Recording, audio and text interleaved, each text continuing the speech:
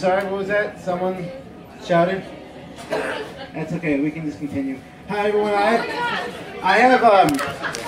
have index cards because I don't take comedy very seriously. And also I smoke a little bit of pot right before the show.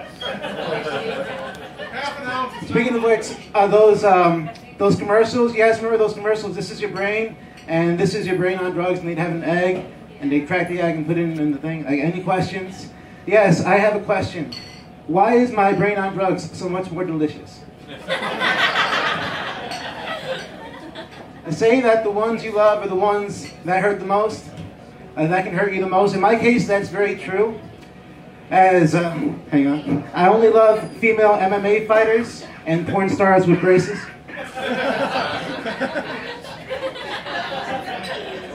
Speaking of which, I found that a lot of my ex-girlfriends, they liked me a lot better when I had braces. Because I used to tear that pussy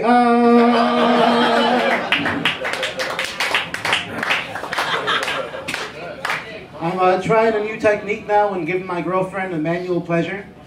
She's very rarely responsive, but I'm really hoping this next one works. Fingers crossed. This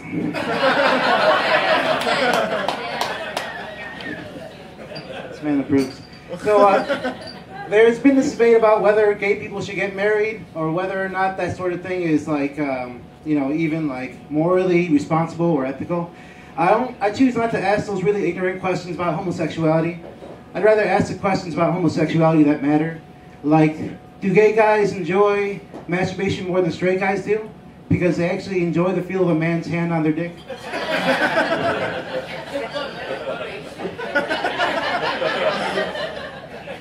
Do lesbians prefer vibrators to vibrating dildos?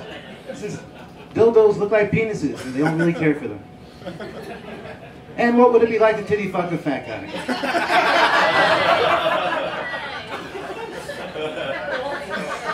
My uncle, he was actually actually an adamant breast man, and he also had a very strict no fatties rule. And then he became gay. He didn't know what to do.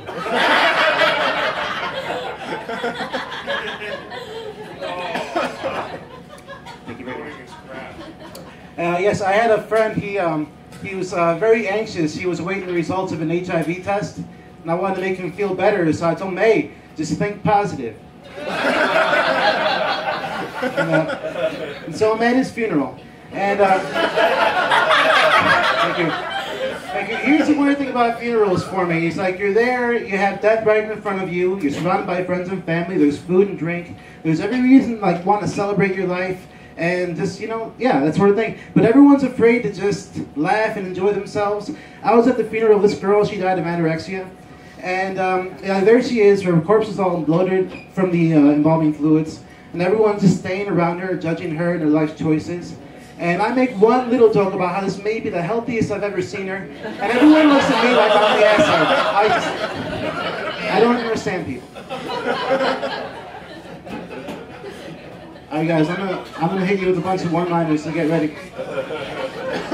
I went to high school with a guy who suffered from an enlarged urethra. And everyone would complain that he was an unreasonably moody and bitter, just angry guy. But, you know, I was in gym class with him. We were in the showers together. And I could see where he was coming from.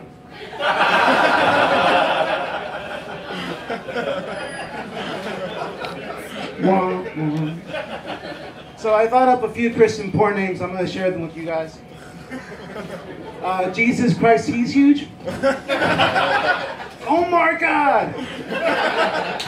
Pontius Privates. Noah, don't stop. Moses, get on your knees right now. Moses, get on your knees. Okay. Gaylord. And closing it out, Mary Shagdalin. Mary Shagdalin. Hashtag Christian porn names. Follow me on Twitter and also buy Dan's DVD. I was on Roosevelt and Harlem, and some homeless guy came up to me and tried to start a casual conversation before asking me for money. I was like, that's ridiculous. Like, if he thinks I'm falling for that, he must be on crack. No, but he insisted it was alcohol and painkillers. So. I donated sperm to a really good cause. It was an honorable discharge. Thank you. Yeah, I know. Do you guys hate those guys who walk around with their pants sagging off of their ass, like halfway down the back of their knees? Whenever I see them, the first thing I think usually is, what an asshole. Yeah, because I can see it from here. So, yeah, okay. Sorry. You've upped your game. I know. I've only had sex with 3 women, you guys, simultaneously. But, no, yeah, actually, I've been around. I've had a lot of sex. Some of it was even free and consensual, so that's pretty cool. I dated this girl. She suffered from depression. It was one time in my life I couldn't stand it when a girl would go down on me. Thank you. Sorry, I'm getting cotton mouth. I told you I smoked weed earlier. Laura, is this mine? Can I drink this right here? Okay. I guess, yeah, sure. I dated a girl. She was,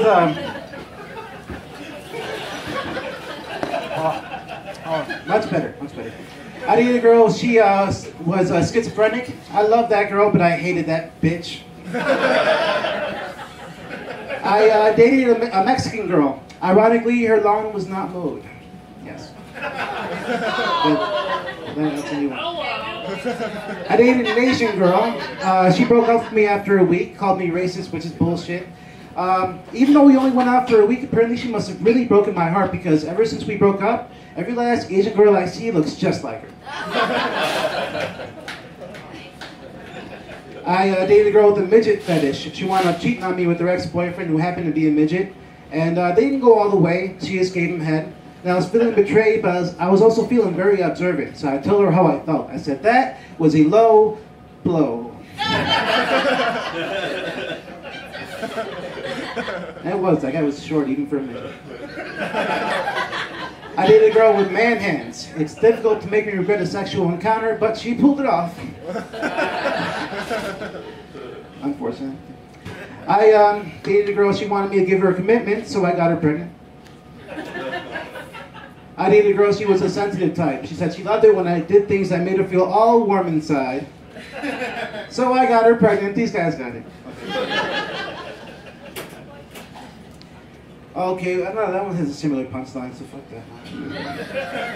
Oh, did you guys hear the one about the guy who was trapped in the desert for a few weeks with nothing but a few bottles of water and a box of Viagra pills? They say that when they found him, he was nothing but flesh and boner. I really like that one. So, yeah, I'm really into those internet memes. I dated a girl that was really into those internet memes. And, yeah, like, you know, the ones that are supposed to make you feel a lot better about yourself and live your life, you know, like it's your last and all that sort of thing. Anyway, never mind. Fuck that. Well, I mean, I decided to take her to the Center for the Blind because I really wanted to dance like no one was watching, but I feel really stupid dancing in a room all by myself, so. You guys, I used to love muffins. Unfortunately, I had to stop eating them. They go straight to my fupa. Yeah, my front upper penis area. Ladies, you should learn to stay away from them as well yourself because they go straight to your fupas too. As a matter of fact, they shouldn't call them muff-ins. It's called muff-outs. Yes! Sorry, I did it. I've got a... I think I saw a black guy in the room earlier, so this is for you. Yeah, I've got this new pickup line now. It's like, girl, you find her in the line between edgy joke and thinly veiled racism. Yeah. Speaking of thinly veiled racism, black people, they make me very nervous. I'm afraid to like lock my car doors in front of a black person. I'm afraid to cross the street in front of a black person. I'm afraid to like put my phone away in front of a black person because they might think that I'm doing it because of them, and then their feelings will get hurt. And I don't want to offend anybody, so that's why black people make me very nervous.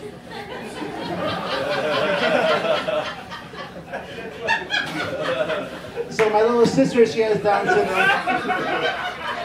She's absolutely adorable.